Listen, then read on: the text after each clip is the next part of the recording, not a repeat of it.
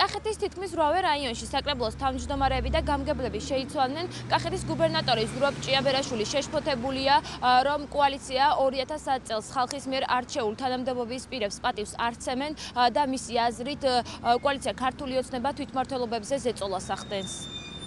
ცოტათი ღიმილის მომგვრელია ისეთი არგუმენტი, თითქოს უცბად ყველა მათგანს ოჯახური პრობლემები გამოუჩნდა და დაღალა სახელმწიფოს და საჯარო სამსახურმა.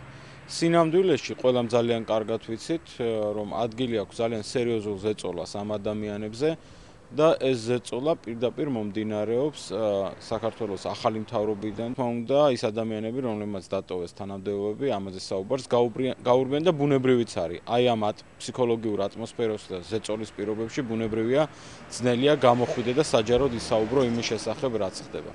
ზურაბ ჭიაბერაშვილი იმედოვნებს, რომ ქართული ოცნება გადაწყვეტილებებს ერთპიროვნულად აღარ მიიღებს და ისინი აზრს მოსახლეობასაც შეეკითხებიან.